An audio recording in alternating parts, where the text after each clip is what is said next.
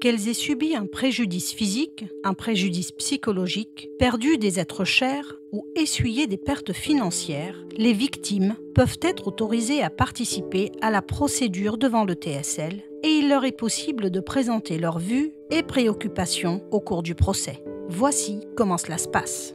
Dès qu'un acte d'accusation est confirmé, toute victime ayant subi un préjudice résultant directement de l'attentat visé dans l'acte d'accusation peut demander à participer à la procédure. La section de participation des victimes du TSL informe les victimes de leurs droits et les aide à remplir les formulaires de demande qui sont ensuite présentés au juge de la mise en état.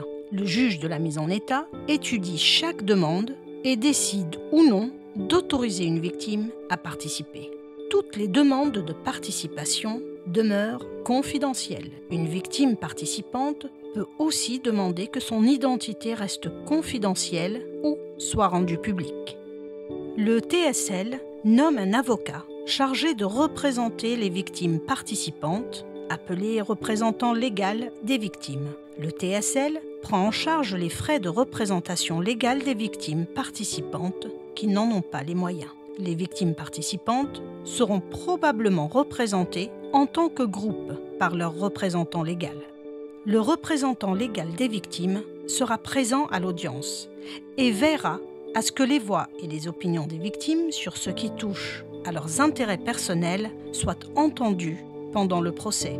Les juges de la chambre de première instance peuvent autoriser les victimes participantes à assister aux audiences et à s'asseoir dans la salle d'audience et peuvent également les inviter à livrer leur récit en partant de leur propre point de vue. La section d'appui aux victimes et aux témoins du TSL peut accorder des mesures de protection aux victimes lorsque leur participation présente un risque pour leur sécurité. Elle peut aussi aider les victimes participantes à bénéficier d'une prise en charge médicale et psychologique. Si, à l'issue du procès, l'accusé est reconnu coupable, le TSL peut fournir une copie certifiée du jugement à l'ensemble des victimes, qu'elles aient ou non participé à la procédure devant le TSL. Les victimes peuvent utiliser ce document pour demander réparation devant les juridictions nationales ou autres instances compétentes. Pour en savoir plus, rendez-vous sur www.stl-tsl.org. C'était la présentation sur la participation des victimes au TSL.